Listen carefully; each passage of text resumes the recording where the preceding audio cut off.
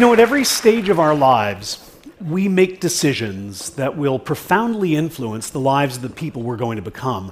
And then when we become those people, we're not always thrilled with the decisions we made. So young people pay good money to get tattoos removed that teenagers paid good money to get. Middle-aged people rush to divorce people who young adults rushed to marry. Older adults work hard to lose what middle-aged adults worked hard to gain.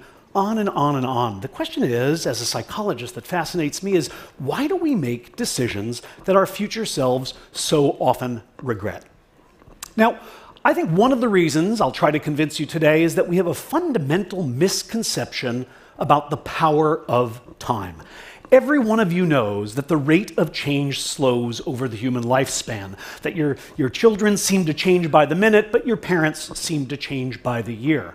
But what is the name of this magical point in life where change suddenly goes from a gallop to a crawl? Is it teenage years? Is it middle age? Is it old age? The answer, it turns out, for most people is now, wherever now happens to be. What I want to convince you today is that all of us are walking around with an illusion that history, our personal history, has just come to an end, that we have just recently become the people that we were always meant to be and will be for the rest of our lives.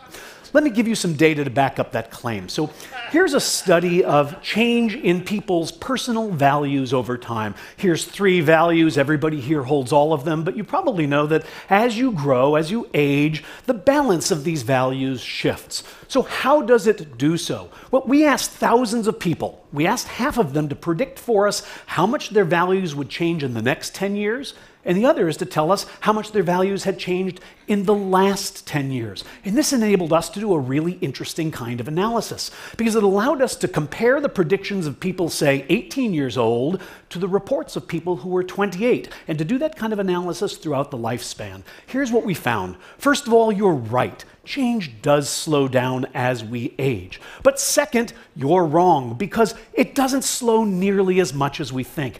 At every age from 18 to 68 in our data set, people vastly underestimated how much change they would experience over the next 10 years. We call this the end of history illusion.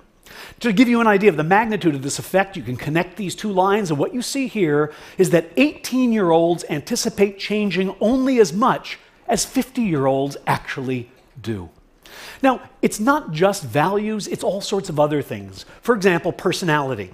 Many of you know that psychologists now claim that there are 5 fundamental dimensions of personality: neuroticism, openness to experience, agreeableness, extroversion, and conscientiousness. Again, we asked people how much they expected to change over the next 10 years, and also how much they had changed over the last 10 years. And what we found, well, you're going to get used to seeing this diagram over and over, because once again, the rate of change does slow as we age, but at every age, people underestimate how much their personalities will change in the next decade. And it isn't just ephemeral things like values and personality. You can ask people about their likes and dislikes, their basic preferences. For example, name your best friend, your favorite kind of vacation, what's your favorite hobby, what's your favorite kind of music. People can name these things. We ask half of them to tell us, do you think that that will change over the next 10 years? And half of them to tell us, did that change over the last 10 years? And what we find, well, you've seen it twice now, and here it is again. People predict that the friend they have now is the friend they'll have in 10 years. The vacation they most enjoy now is the one they'll enjoy in 10 years. And yet, people who are 10 years older all say, that's really changed. Does any of this matter? Is this just a form of misprediction that doesn't have consequences? No, it matters quite a bit, and I'll give you an example of why. It bedevils our decision-making in important ways. Bring to mind right now for yourself your favorite musician today and your favorite musician 10 years ago. I put mine up on the screen to help you along. Now, we asked people to predict for us, to tell us how much money they would pay right now to see their current favorite musician perform in concert 10 years from now. And on average, people said they would pay $129 for that ticket. And yet, when we ask them how much they would pay to see the person who was their favorite 10 years ago perform today, they say only $80. Now, in a perfectly rational world, these should be the same number, but we overpay for the opportunity to indulge our current preferences because we overestimate their stability. Why does this happen? We're not entirely sure, but it probably has to do with the ease of remembering versus the difficulty of imagining. Most of us can remember who we were 10 years ago, but we find it hard to imagine who we're going to be.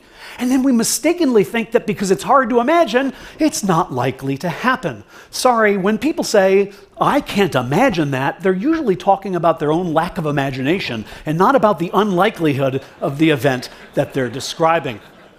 The bottom line is, time is a powerful force. It transforms our preferences, it reshapes our values, it alters our personalities.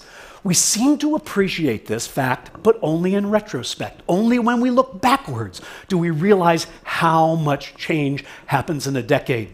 It's as if, for most of us, the present is a magic time. It's a watershed on the timeline. It's the moment at which we finally become ourselves.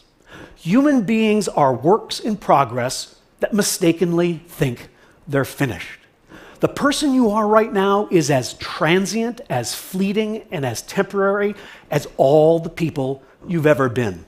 The one constant in our life is change. Thank you.